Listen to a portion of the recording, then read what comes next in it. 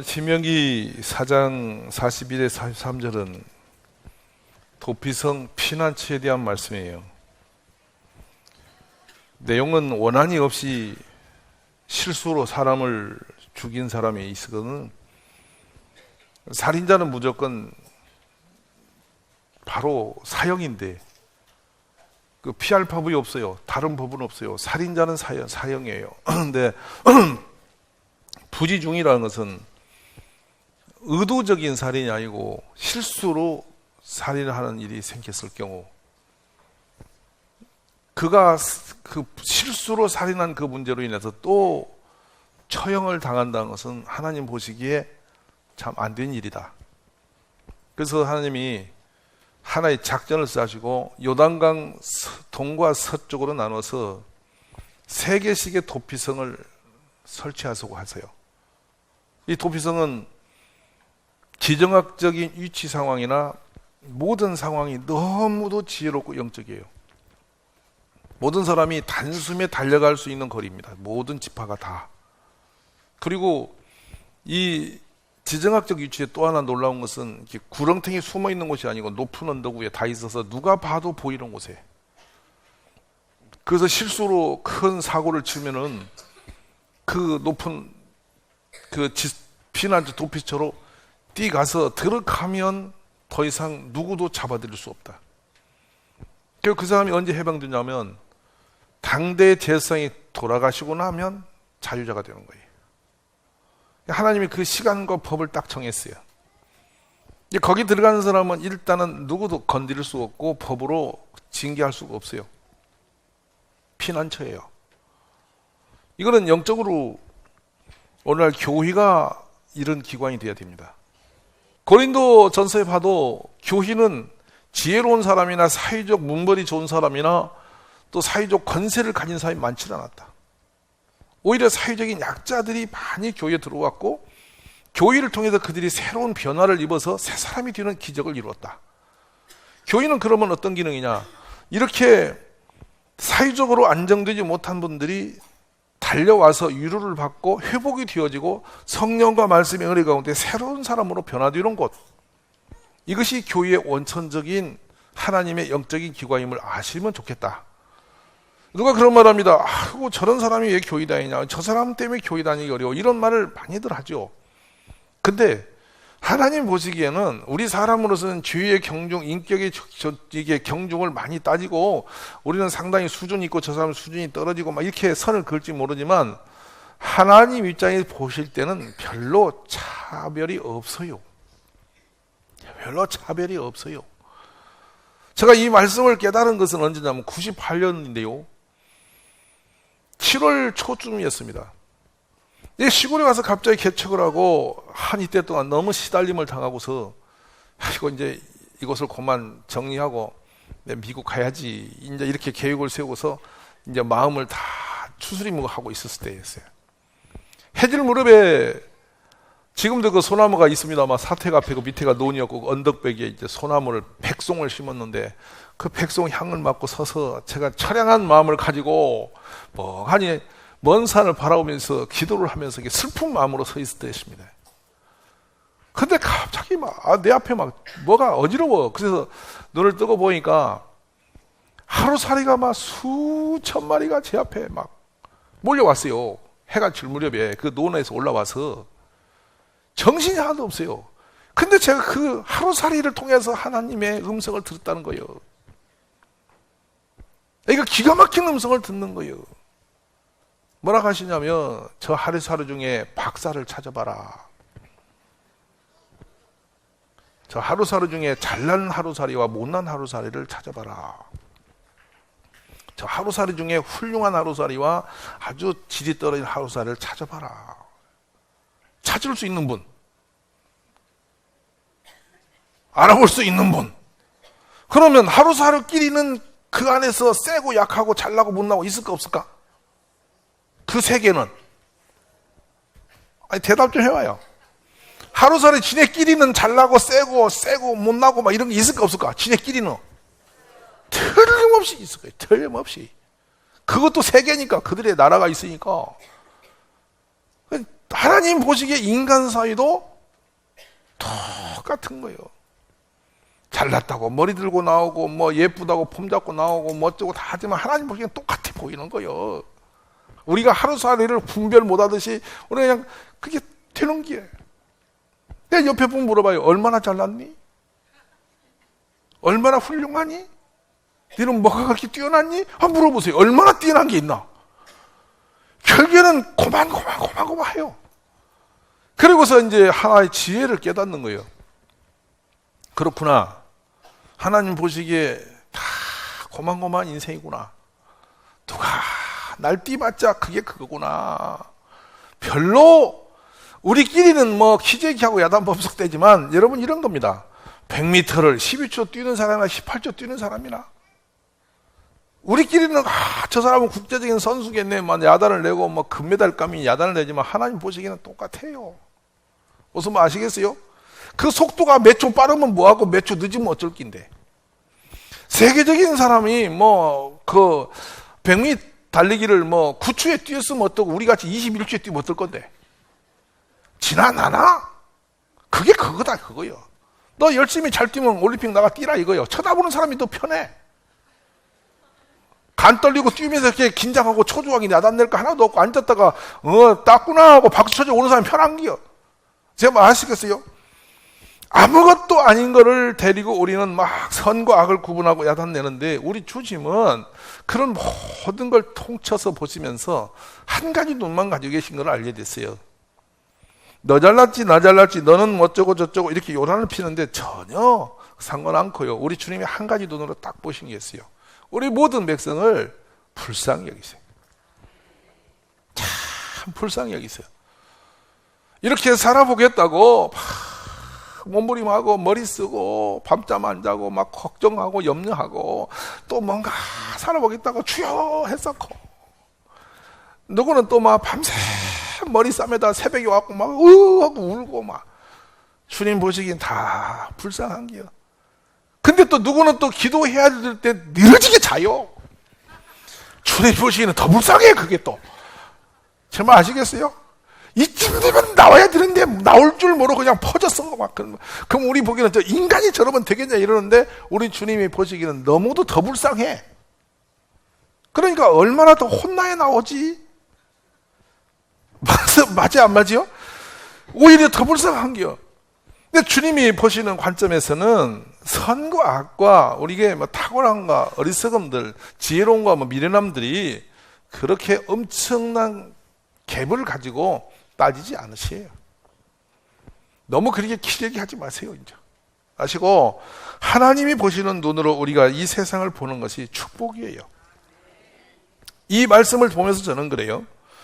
너희가 줄 성읍 중에 6을 도피성이 되게 하되 새 성읍은 요단 이쪽에 두고 새 성읍은 가나안 땅에 두어 도피성이 되게 하라. 참 민수기 35장 13, 14절에 나온 이 말씀이 너무도 참 선하고 너무도 감동이에요. 그래서 보면은 이 법을 초월한 하나님의 긍휼이 여기 있는 거예요. 모든 사람들은 정의를 대야 옳은 줄 알아요. 지금도 여러분 그러잖아요. 끝없이 이 땅에서 세워지는 권세들은 정의를 위침입니다. 그래서 우리나라에서 진짜 정의로운 정권이 하나 나왔죠. 정의사회구현. 아시는 분? 정의사회구현이라는 구호를 걸고 국가를 일으킨 분이 계신데 그분께서 5.18이 오늘이네. 오늘 탱크를 밀어서 광주에 헬리콥터로 총질을 하고 수많은 사람을 죽이고 절대 나는 죽인 적 없고 돈이 29만 원밖에 안 남아갖고 지금 연희동에 계시는 그 아저씨가 29만 원. 정의사회를 구현했어. 맞아 안 맞아? 그래서 정의사회를 이루기 위해서 3천 교육된 데를 만들어서 혼을 내고 자기는 높은 자리에 올라갔다. 얼마나 여러분 재밌는 일입니까? 사람들은 정의를 대고 그것을 디대면 뭔가 힘을 밀어주고 사람들은 거기다 박수를 쳐줬지만은 사람이 만든 정의가 얼마나 정의로웠냐 한 것입니다. 우리 머릿속에는 이거 있습니다. 인과 응보. 죄진 사람은 죄로 다루고 막 그 보호복을 하고 대응을 하고 막 응징을 해야만 선이 되는 줄 알고 그 값을 치러내려고 그러고 항복을 시키려고 그러고 너 죄졌지 그만큼 갚아야지 막 이렇게 했어요.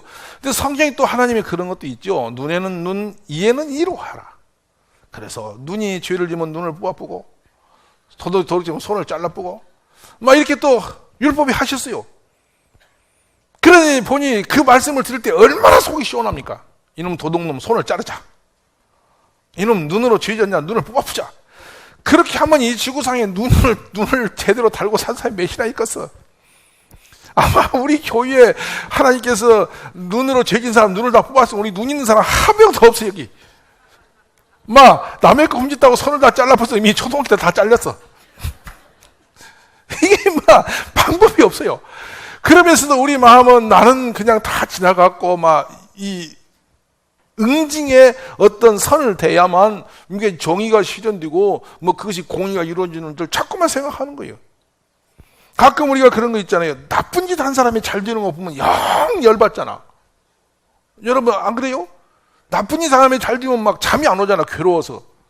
세상이 막 다 틀린 것처럼 보이고 하나님이 그럴 수가 있냐 하나님께 막 따지고 싶잖아요. 근데 희한한 건 도둑질하는 사람이 더 잘 될 수도 있고 막 세상에서 나쁜 짓 하는 사람들이 더 잘 먹고 더 좋은 차 타고 다니고 막 그럴 수도 있고 우리나라 외국차 제일 비싼 차는 정직한 월급장에는 잘 못 탑니다. 뭐 부모님 끝발이라 어떻게 묘하게 붙은 사람 외에 자기가 정상적인 급여 생활을 하는 사람이 3억짜리 자동차를 절대 페라리를 몰 수가 없어요. 근데 보면 페라리를 타고 다니는 사람이 길에 많아요. 남의 근무 시간에 막 대낮에 돌아다니고 막 6대 7대 줄 대고 다녀요. 정의롭습니까? 어떻게 저럴 수가 있을까 생각하면 뭔가 뒤에는 뭔가 안전하지 않는 어떤 뭐가 있는 것 같은 생각이 들진 않으세요? 저는 수사관 아니지만 늘 생각합니다. 저거는 어둠이 있어. 그렇게 생각이 들어요. 근데 그런 걸 보면서 정의, 공의, 응징 이걸 된다면 이 세상에 성할 곳이 어디 있을까? 이 생각도 한편해요. 근데 여러분 그렇게 응징하고 공의를 다 대서 따지고 막 뒤집어서 이렇게 선을 그는 것은 우리가 보기 어찌 보면 선이고 그게 정의롭고 공의로운 것 같지만 우리 하나님은 절대 그렇게 세상을 운영하지 않으시더라는 거예요. 우리 하나님이 뭐냐면 여러분 이런 거 있잖아요. 그 여러 형제끼리 사는 집에서는 이걸 경험했을 겁니다. 항상 은혜를 입는 사람이 있고 항상 혼나는 사람이 있어요. 형제 중에. 아는 분 이거 아시는 분. 여러 형제가 살면 부모님이 아무리 잘못해도 얘는 항상 선이고 가만히 옆에서 혼나는 사람이 있어. 그렇게 해서 상처받고 큰 분도 있으면 일어나 봐요. 틀림없이 가운데 있어요. 둘이 컸는데 언니는 무조건 혼나고 동생은 무조건 보호를 받는 그런 사람 있을까요? 없을까요? 충분히 있는 거예요. 사고는 동생이 쳤는데 너 동생 잘못 봤다고 또 언니를 때려. 이렇게 해서 억울함을 갖고 사는 사람이 얼마나 있어요. 공의롭지 않다 그 말이에요. 근데 여러분 그렇다고 불공평하다고 여러분 말할 수 있어요? 그렇게 마음대로 한 것이 누구냐면 부모님이신데 이럽니다. 그래놓고 나중에 부모님도 양심이 있으면 이런 말합니다. 동생이니까 열띠게 맞죠? 진짜 이게 속이 끓죠? 이게요, 그게 뭐냐면 부모님 마음에 뭐가 지금 역사하고 있냐면 긍휼이 역사해요. 긍휼. 무슨 얘기냐면 막둥이는 아무리 봐도 불쌍한 분이 들어오고 큰 놈은 아무리 봐도 든든하고 그래서 뭔가 책임을 물어야 되고 막둥이한테는 책임을 안 물고 무슨 말 아십니까? 길을 동생이 잃어버린데 그놈 길 잃어버리면 안 찾았다고 형이 혼나요. 이게 세상이 불공평해 보이잖아요. 근데 우리 주님이 우리를 보실 때는 언제나 이런 마음을 갖고 계신다는 겁니다. 우리 보기는 착한 사람, 선한 사람이 대단히 앞서가고 있어 좋겠다 이렇지만은 때로 은혜는 어디에 더 많이 부으시냐면 훨씬 더 부족하고 훨씬 더 죄 많은 사람에게 은혜가 더 크게 임할 때도 있어요. 이거를 이해하시라고 말이에요. 도피처라는 것은 저는 그리 생각합니다. 이 도피처의 역사는 하나님의 그 자비와 긍휼이 이 땅에 그대로 드러난 곳이다. 그렇게 하나님이 그 마음을 우리에게 드러낸 것이 도피처의 모습이다 한 거예요. 오늘날 그래서 이 도피처의 역사가 다시 교회로 들어와서 우리 모든 성도들의 마음속에 이 도피처의 그림들이 내 속에 있어야 되는 거예요. 누구를 응징하고 보복하고 막 복수하고 또 디대고 이거는 교회적이 아닌 거예요. 부족한 사람, 약한 사람, 세상에서 환난당한 사람, 또 많은 상처를 입고 돌아오는 사람, 여러 문제를 안고 여러분이 이렇게 험한 세상에서 살던 분들이 교회에 들어오면 어떤 거냐, 위로가 되고 거기서 쉼을 얻고 새롭게 사람들이 거기서 안식을 찾고 새 희망을 갖고 일어나게 만드는 것이 도피처의 원리라는 거예요. 우리 주님이 우리를 향할 때 언제나 그 눈을 갖고 보심을 이해하실 수 있기 바랍니다.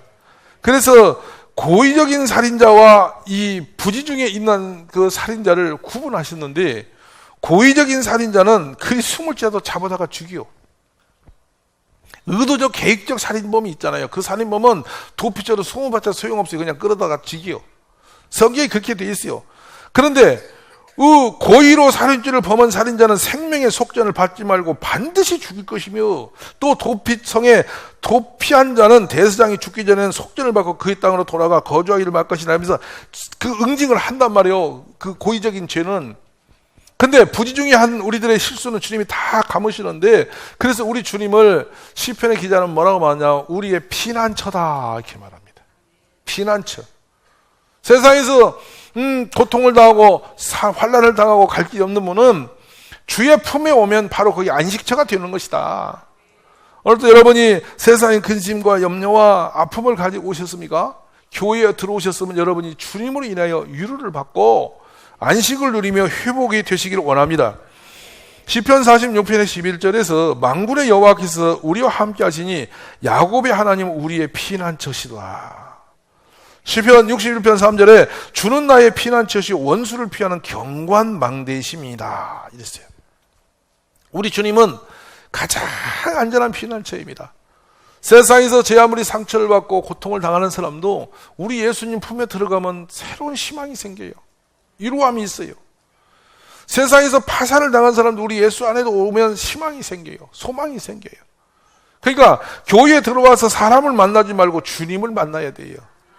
자꾸만 교회에 들어와 또 사람과 부닥치는데, 여러분 우리는 사람 부닥치려고 교회 온 게 아니고 주님 만나러 온 거예요. 교회 오시면 항상 그래서 우리 눈에 시선이 고정되어야 할 곳이 있어요. 사람을 보지 마세요. 교회에 안전한 사람 한 명도 없어요. 교회에 온전한 사람 한 명도 없어요. 누구를 봐야 되냐? 우리는 주님을 봐야 돼요. 느헤미야 9장에 보면요, 이 긍휼과 자비로 무장하신 주님을 어떻게 소개하시냐면, 거역하며 주께서 그를 가운데서 행하신 기사를 기억하지 아니하고 목을 굳게 하며 패역하여 스스로 한 우두머리를 세우고 종되었던 땅으로 돌아가고자 하였나이다. 그러나 주께서는 용서하시는 하나님이시라. 은혜로우시며 긍휼히 여기시며 더디도 하시며 인자가 풍부하심으로 그들을 버리지 아니하셨나이다. 사실 이스라엘 백성들의 생활과 환경과 그들이 반응했던 내용을 보시면요, 살아서는 안 되는 사람들이에요.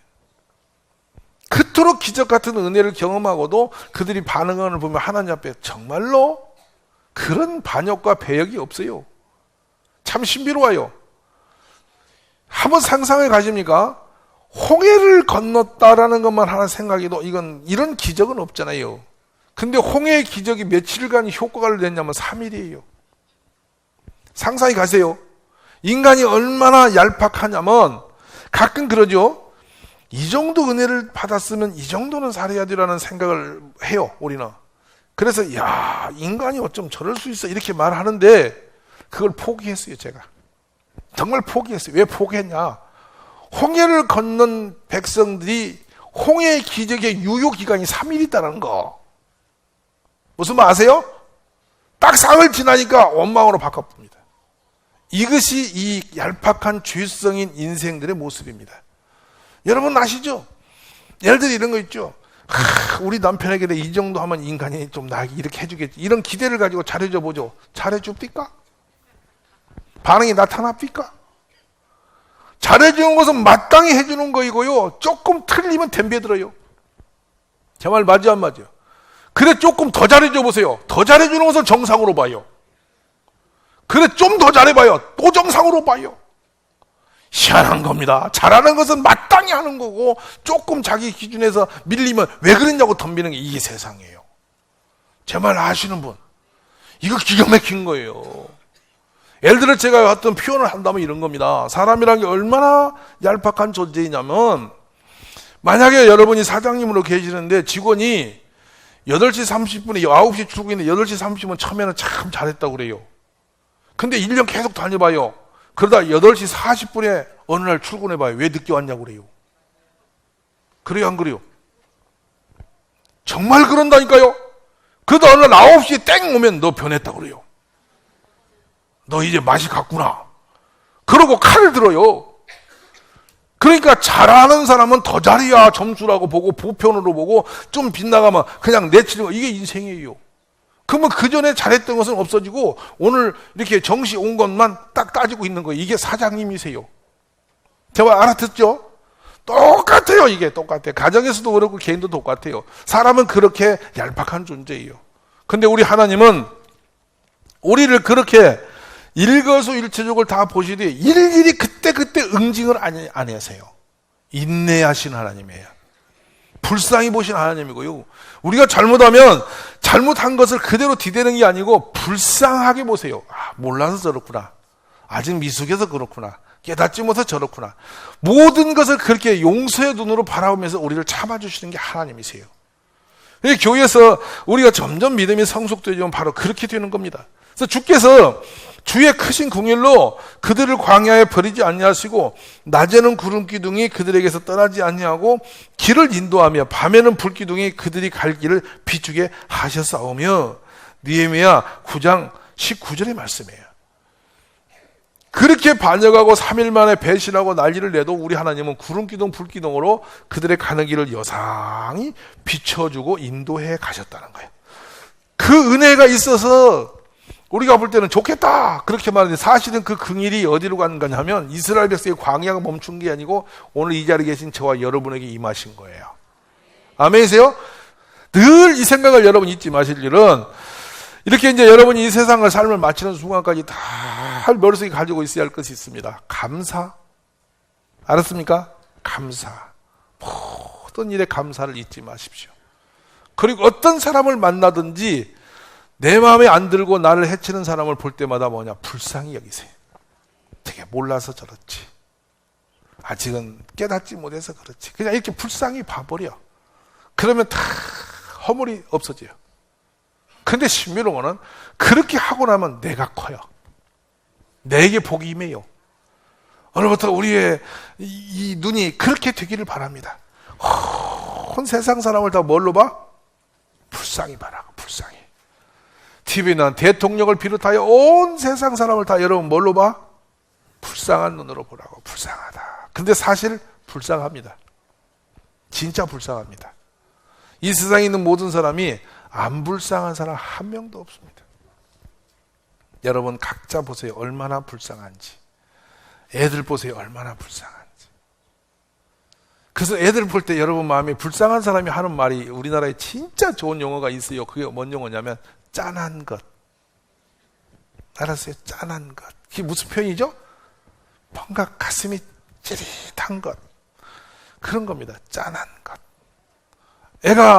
애들이 그러잖아요. 공부를 하겠다고 막 되지도 않는 머리 굴러가면서 어쩌고 저쩌고 있는 거 쳐다보면 짠한 것. 그래도 해야지 이러고도 자라 이래놓고도 조금 더 고자. 항상 이 인간이에요. 그 마음에 긍휼이 있는데 또 할 일을 해야 되니까 또 뭐라고 하나. 이런 불쌍한 게 우리들이에요. 전부. 그 어머니도 불쌍하고 애도 불쌍하고 여러분 다 불쌍한 사람이야. 오늘 저녁에는 우리가 이 말씀을 대하면서 도피처를 만드신 하나님, 얼마나 우리를 불쌍하게 여기면 살인범을 부지 중에 살인한 자를 피할 길을 열어놓으셨나. 그 얼마나 나를 불쌍히 하시면 이렇게 주의 교회로 나를 불러내셨나.